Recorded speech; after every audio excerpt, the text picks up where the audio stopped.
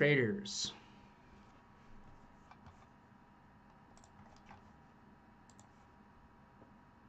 Hey.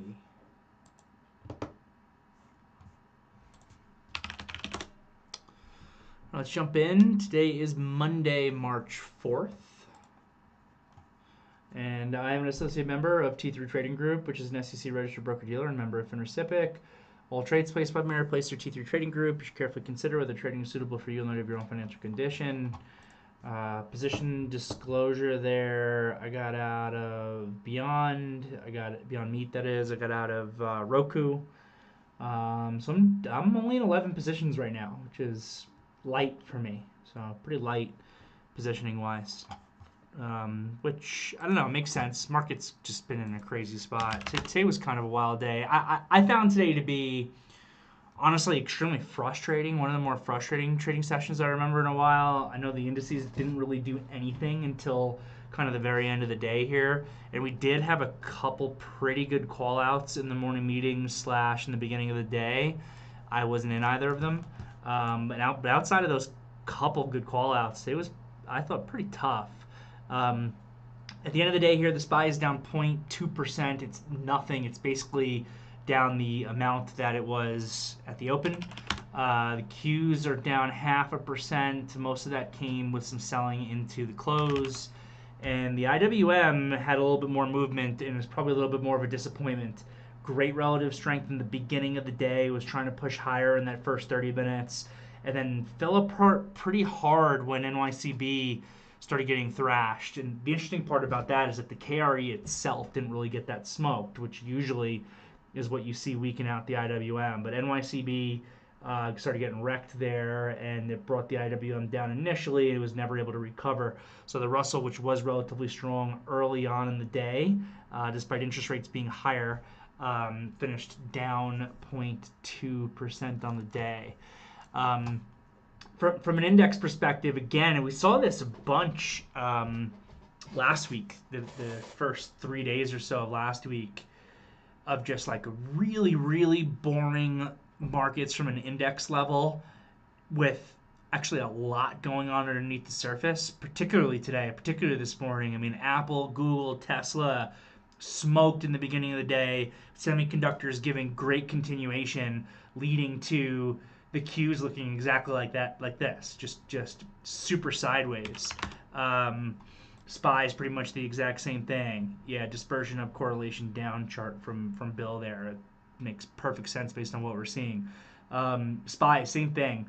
Nothing all day until we finally broke out, which then failed at 235. But just nothing going on all day today. And what was causing this dispersion? Like, where was it coming from? I remarked at one point when Apple was near lows, and let's see, Apple closed down 2.5%. Apple was down 3% at one point today.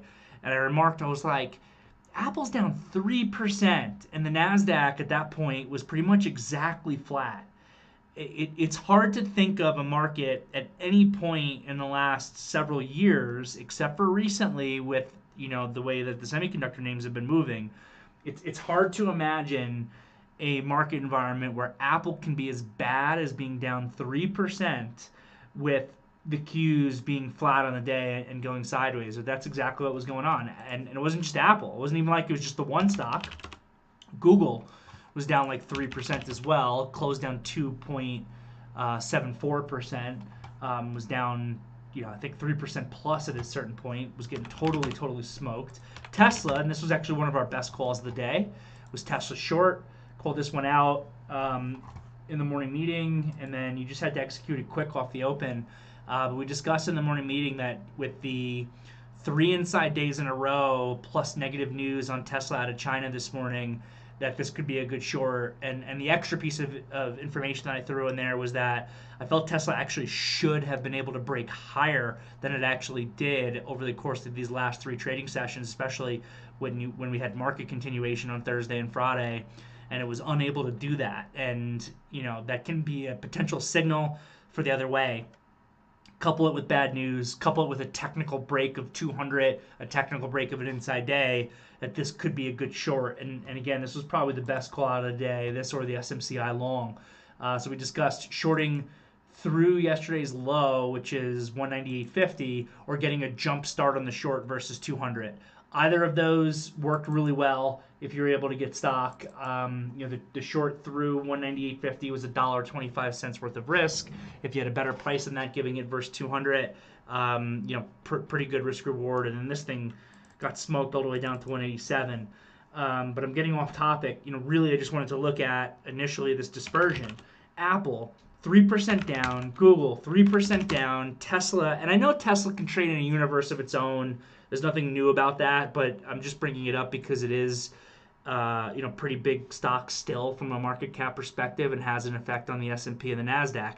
Tesla down 7.2% here at the close, and it did close off lows. Just complete destruction there. It seemed like a lot of growth names, with some exceptions. I know Wayfair still continued to squeeze a little bit. There are a few of the squeeze names that continue to move higher, but it seemed like a lot of growth was really, really bad today, and Tesla kind of led the charge to the downside off 7.25% here at the close, just really bad. So that was one of the trades of the day. But anyway, you were able to have those stocks down, but Nvidia, which did roll over hard into the close and only closed up 3.5%, was up 6% at a certain point today. Micron, gapped up really big. Honestly, this thing gapped up really big, and I wanted to keep an eye on it. And once I saw this first bar of the day go green to red, I was like, all right, I don't even want to look at this anymore.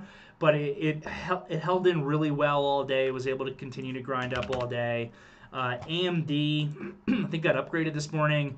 A day 3 to the upside, so you're getting a lot of extension now to the upside on the daily chart in AMD. Great call out, by the way, 2 trading sessions ago on the breakout through 180. Big level that we've been paying attention to.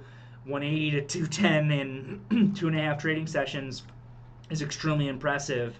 But for the most part, this thing held in really well. I know it's giving a little bit of a shooting star there on the daily chart, but still up over a percentage point.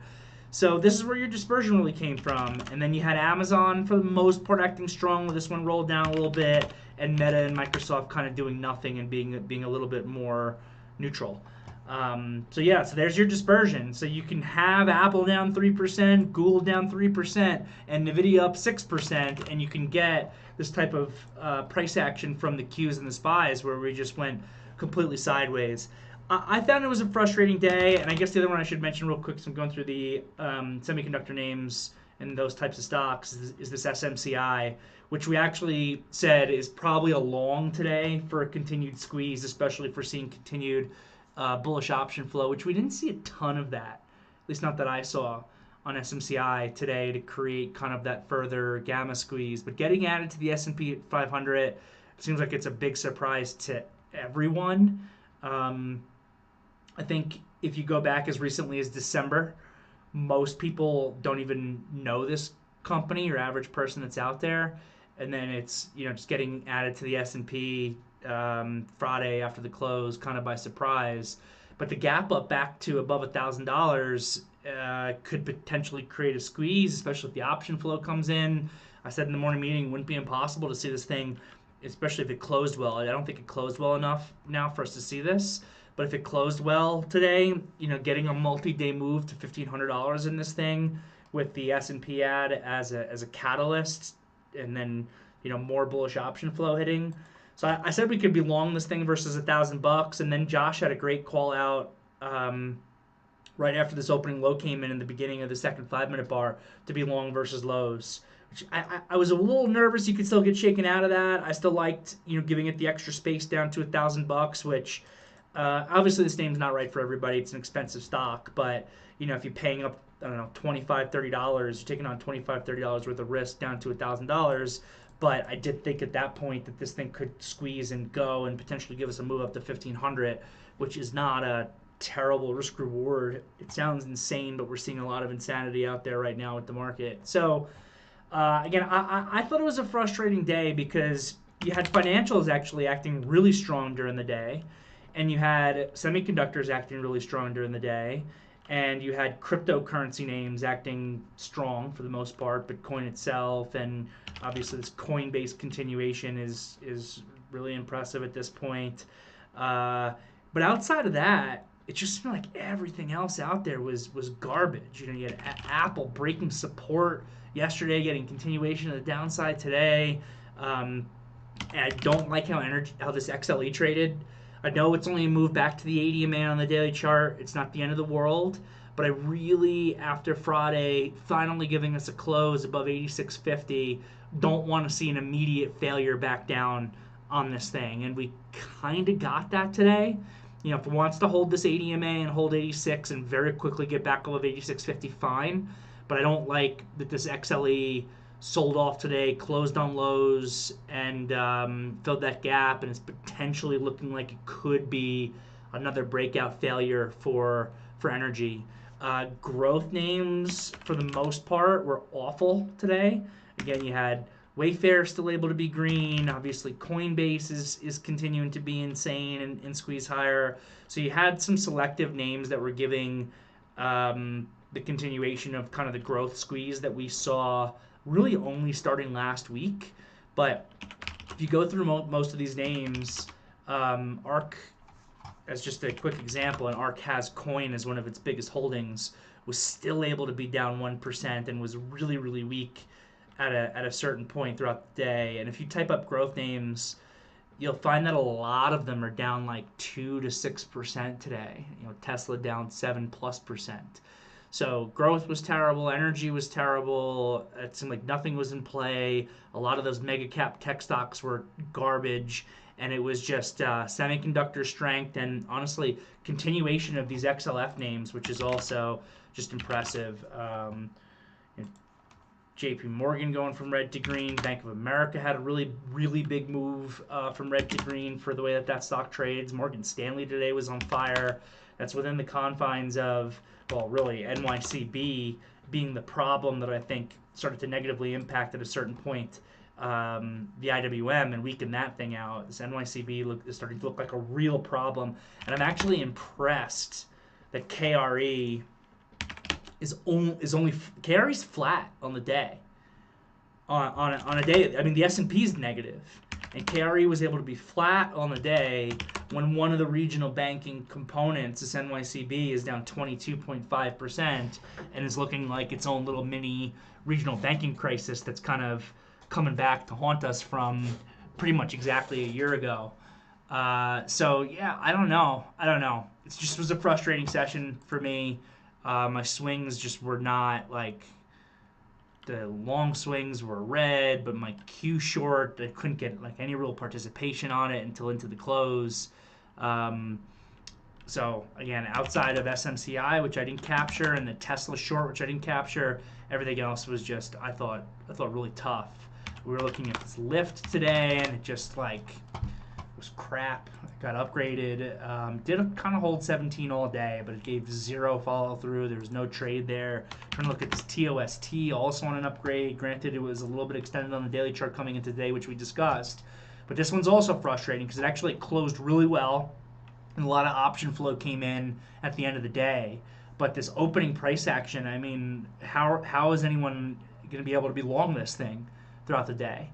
There's just nowhere in here. I mean, you know, you try a long versus the inside day high 23.50, get pushed out. This is a good pivot low to try it long versus. I like this when they gap up news names like this and trade it into the equilibrium area and then give a pivot point. So that looks like it could have been a break-even trade, but then that failed. I don't know. After this low fails, I don't know how you don't throw the towel in on it. And then it, you know, broke lower here, stopped all those people out. And then if this low wasn't enough, it broke it even again by a few pennies before finally rallying all the way up and actually closing in the way that we wanted it to trade to begin with of plus 4%. So I don't know, maybe I'm just staring out my own frustrations. It was a pretty decent negative P&L day for me compared to kind of my normal numbers, which, you know, is what it is.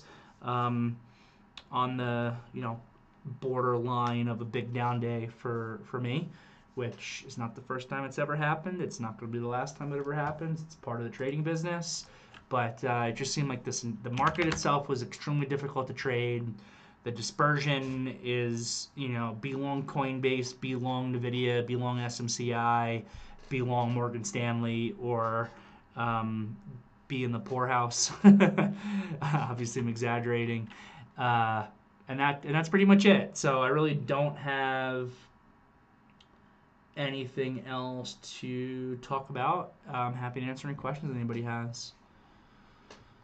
Scrolling up here in the VTF. I actually have no idea. I'm just seeing Bill's comment. I wonder what percentage of retail traders know what MSTR actually does. I don't know what MSTR actually does. I just know that they buy Bitcoin. I have no idea what they do outside of that. MSTR just completely insane, up 16.7%. I was thinking about Citron's call on the pairs trade of short Coinbase, long Bitcoin, which that trade's getting smoked on. It's getting smoked right now also, because coin just continuing at a rate that seems to be much faster than Bitcoin right now. So yeah. GitLab after hours, GTLB, down 10+%. Stitch Fix after hours as well, getting smoked. This is one of those high short float names, but doesn't matter if it's a high short float name if it's going to zero. Not seeing any questions of the VTF yet, so feel free to post those. There are a few in YouTube, so I'll pop over to those. Apex Joy wants to know my view on ALB and PanW.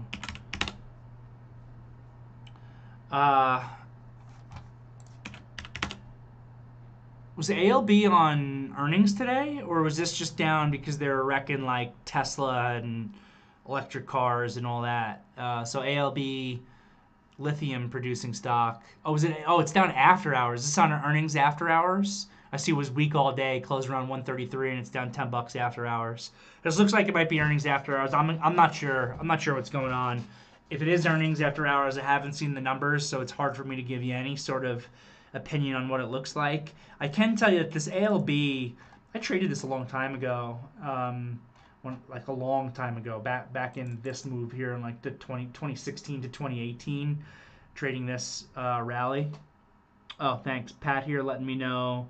ALB files to sell 1.75 billion in depository shares. So it sounds like a secondary offering from ALB.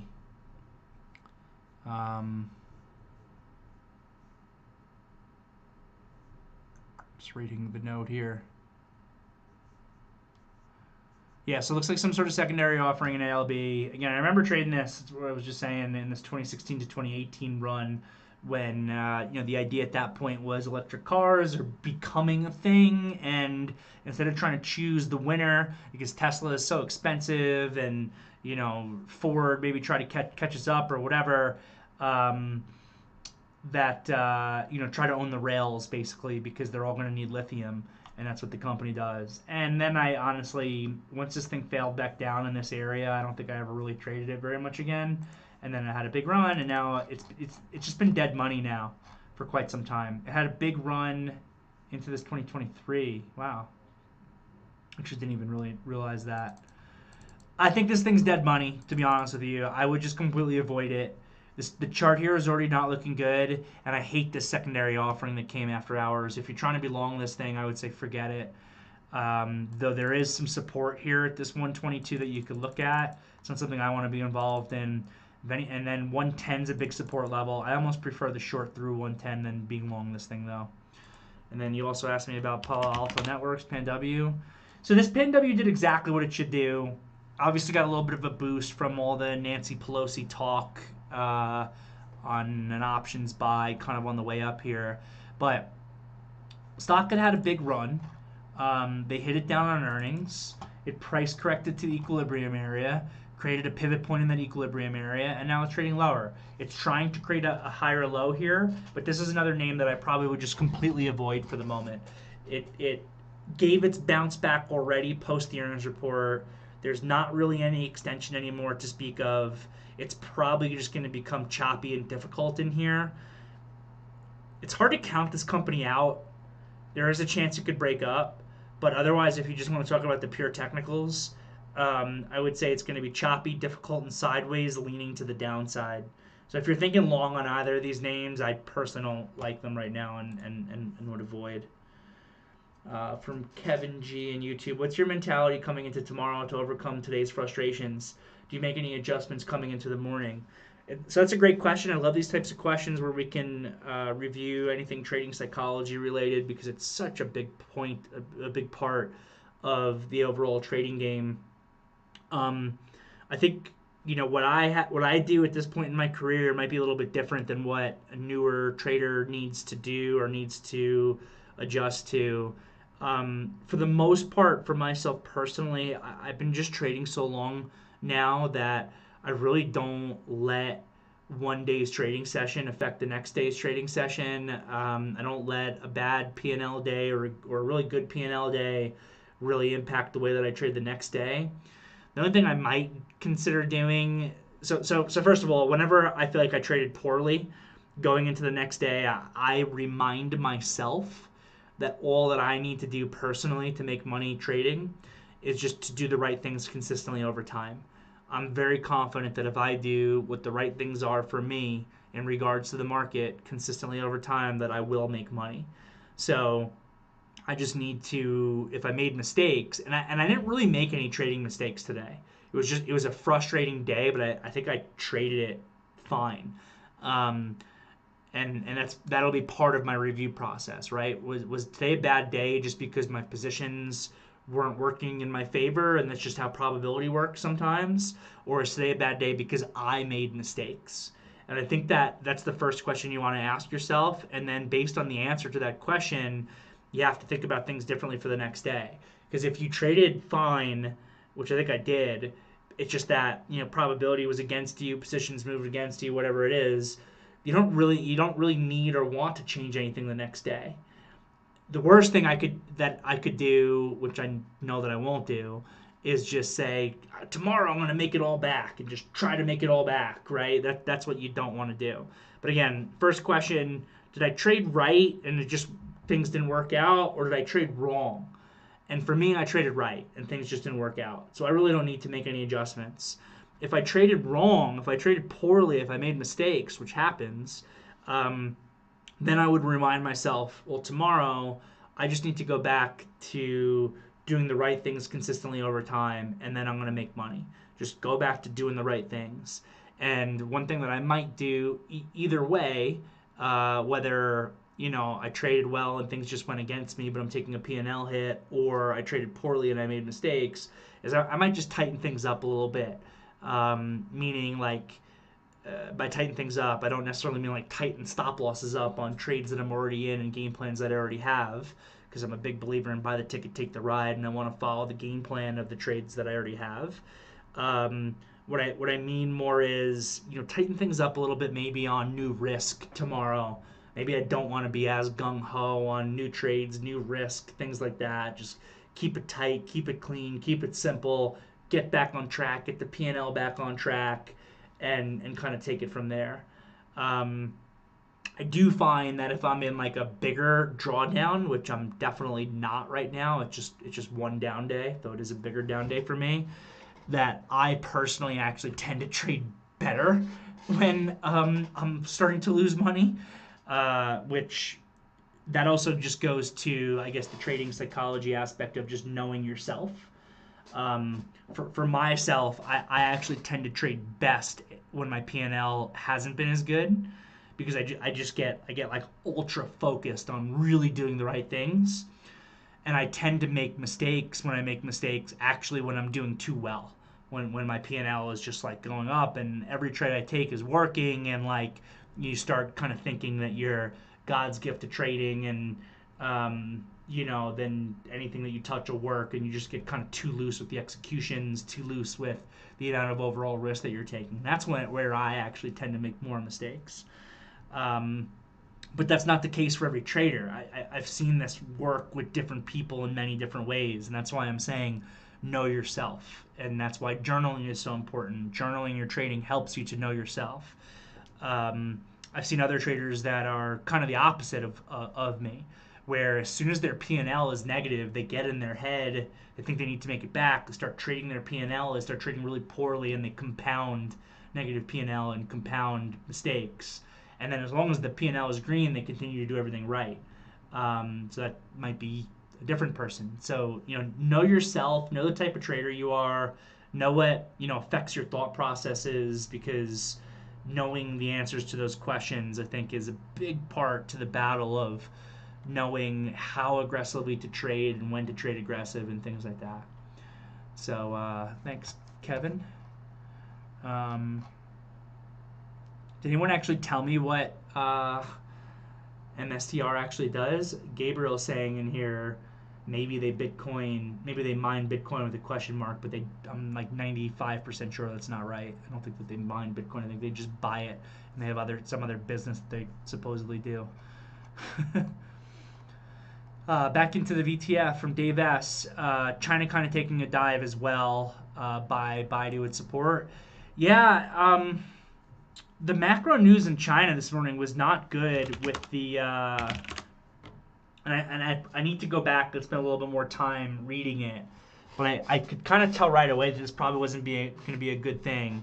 I can't remember the person's name. Liu, maybe? Who is...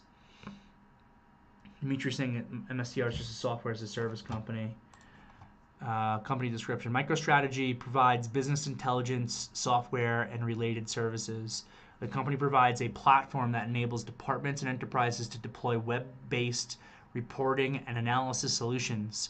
MicroStrategy also offers consulting, training, and support services. MicroStrategy serves in retail, finance, telecommunications, insurance, and healthcare sectors. Do they actually make any money from this part of their business though? They have clients. Anyway, going back to Dave S.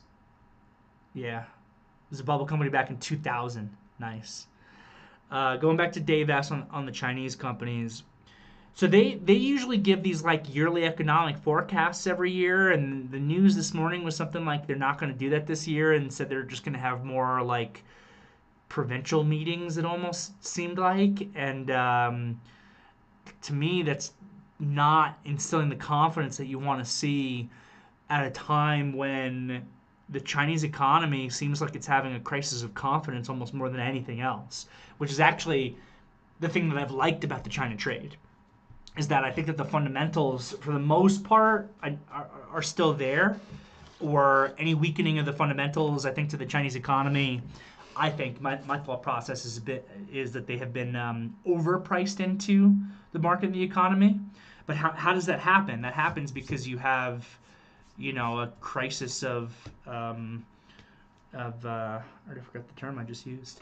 A crisis of confidence, and that's it. The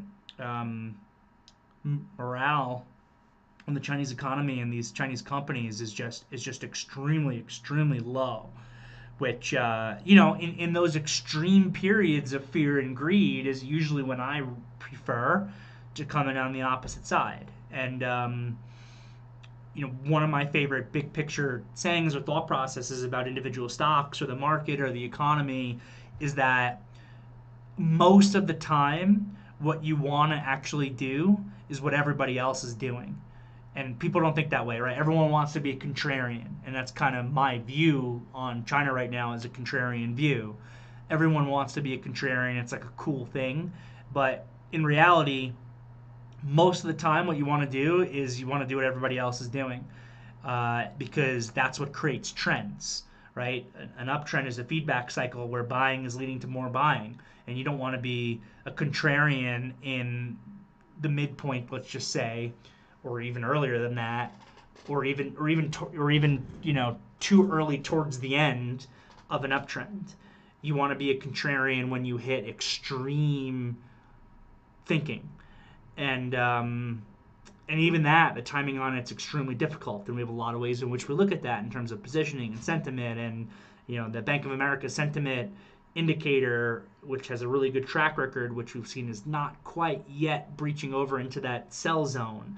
So most of the time you want to do what everybody else is doing, but for me, when I start seeing Alibaba and JD have forward PE multiples of 7, and just the really, really bad view of just anything that's China related right now. That is an area that's becoming so extreme that makes me want to come in on the other side. So that's kind of where this has been. But part of that thought process has also been that in conjunction with this crisis of confidence. Dimitri, you're killing me right now. In conjunction with this crisis of confidence in the Chinese economy and names, I don't I don't think that these people who are running the economy over there are stupid. They may have other flaws, but I genuinely don't think stupidity is one of them. And it's a certain point where they need to instill confidence into the Chinese economy more than anything else. When I speak to my friends who were over there in China, and I've got a few friends over there because I've traveled there so many times, what they tell me is that the people, the populace, they're just so worried about the economy right now that the money that they have, they just want to save everything, and they don't want to go and spend any money because they are so uncertain about the future. So it's not that the money's not there, it's not that they don't have it, it's that they're just hoarding it, and they need to get the confidence. The middle class in China, which is huge, needs to get the confidence to get out there and start spending, and that comes from the government itself. And we've started to see in these smaller ways, these ways in which the Chinese government's been trying to prop up the economy and prop up the market, though most of them have been in ways that I don't think work. And I'm actually surprised, because this is the exact same thing that the Chinese government tried to do, and it didn't work in, where was that bubble? In 2015, on the way down. It's the same stuff they did. They were like, oh, no one's allowed to sell stock, no one's allowed to short sell stock, all this stuff. And it didn't work. The only thing that enabled the Chinese economy to eventually begin to recover, the stock market to eventually recover, was that the economy began to improve again. That was it. And it's like, okay, I'm not going to be mad necessarily if I'm long Alibaba and the Chinese government comes out and says, all right, no one's allowed to short sell anymore, and I get a nice gap up in the name that I'm long on that day. But that's not a real solution to the problem. They need to get involved in some fiscal stimulus that can instill confidence back into the people to begin to spend. Because if you look at the U.S. economy, which is arguably too strong right now, and that's why we might not get our interest rate cuts, and that's why inflation might continue to be high. It's because we have, Americans don't like to save money at all. We like to just spend and spend and spend and spend, which has some flaws in extreme, if it's extreme, and can lead to credit problems when it becomes extreme. It just leads to this extremely strong economy, and that's what you need out of China.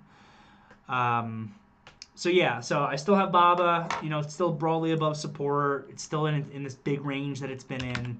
I keep getting almost out here in these moves to 78, rebuying it as it works its way down to the low end of the range. JD's been similar but worse, honestly. Also been stuck in a range.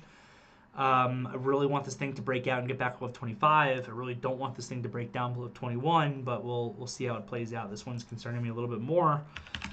Baidu, which I also like, though I'm not in. They hit this thing back down on that earnings report, even though I didn't think that earnings report was that bad. JD hasn't reported yet either, by the way. JD is this week, so we'll see how that plays out. Yeah, there's some support down here at 100, but yeah, be careful. Big picture, I like them. Small picture, these names are very, very hard to trade. So we'll see. Seeing a follow-up question from Bill. At what point do you switch a China allocation to an India allocation? I've personally left my China investments out of fear of my dollars being seized. That's been part of it too, and I know we've talked about that. There's been chatter in the past of the the government not even, like the U.S. government not even allowing the Chinese companies to be able to remain listed and things like that. I have said from the beginning, and I'll reiterate it, for me personally, my fear of that is non-existent. I think it's a 0.1% chance that the U.S. government decides to, not allow those companies to continue to trade in the market, and then these names are just halted and your money is like stuck or whatever.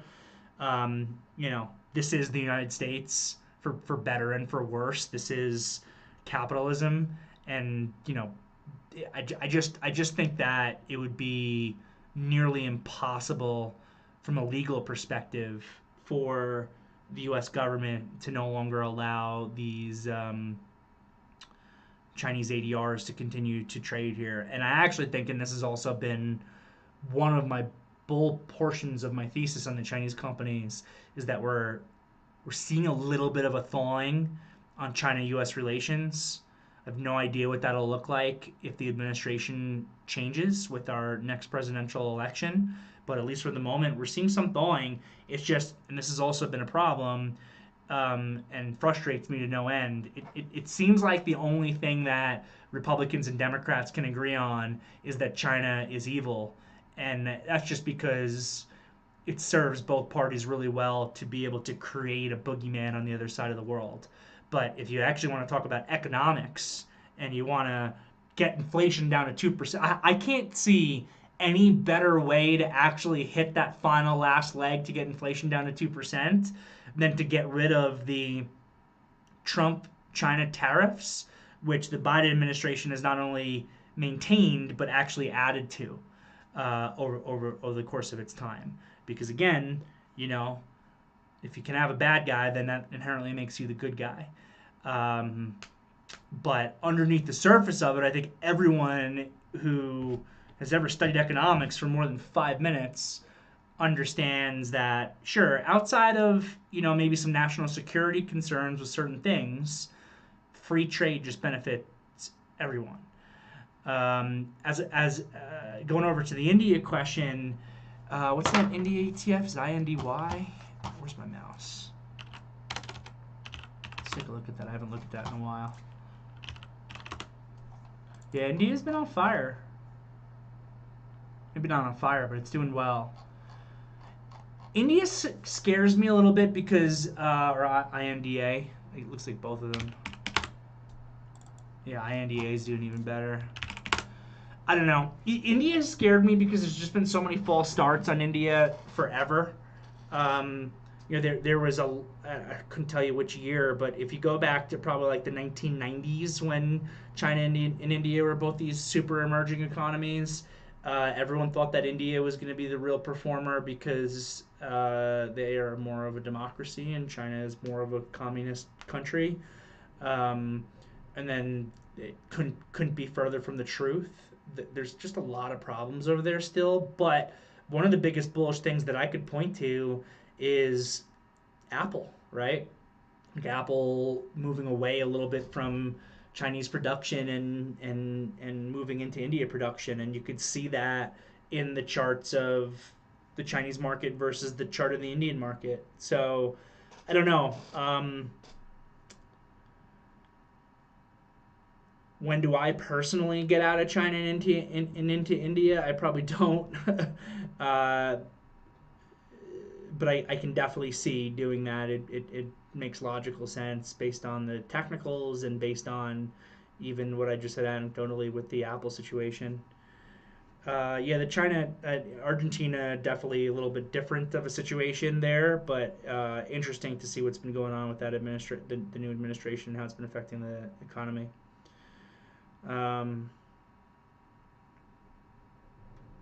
Yeah, for sure. I missed a question. Let me scroll up in the VTF from Ryan. Would you consider today to be a bullish rest day? Technically, it is. Yeah, I didn't really go over the daily chart technicals enough in the meeting today. So SPIs are a little bit of a push through failure, but I don't think that that's an issue because we don't have a ton of extension. It's like I've been saying each morning meeting, as long as we're above those near-term key support levels that I keep talking about, we're okay. So I'd pay attention to Friday's low, very near term. I don't want the market to lose that for the SPYs or the Qs. It could mark the beginning of a transition shift of how the market trades. But the bigger levels to pay attention to are the absolute lows from the 27th and still the NVIDIA low. If we lose 503 in the SPYs, that's when I become more concerned. I don't mistake me expressing my frustrations on today's trading session for me thinking that this trading session is bearish necessarily in any way. It's not. SPYs and Qs held up fine. I think the Qs are an inside day today, right? Yeah, Qs are an inside day. A little bit on the weak side, close a little bit weak, but this is not anything to be concerned about. The IWM closed weak today as well, closed red. It went green to red, but it's not even down to the 80 MA on the daily. So yeah, these are more like bullish consolidation days than anything else.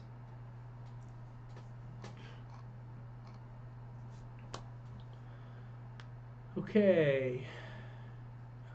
Gabriel in YouTube likes MMYT for India. I guess it's an Indian company. Make My Trip. I've heard of it, but I don't remember anything about it. So we can take a look at it. All right.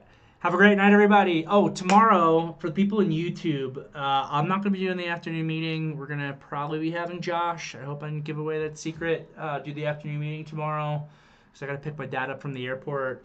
I'm going to try to get him set up to broadcast to YouTube, but he's not currently set up to do so. So if you don't see a broadcast on YouTube tomorrow, it's because I didn't get Josh set up in time to actually be able to broadcast there. So hopefully see everybody tomorrow. Have a great night.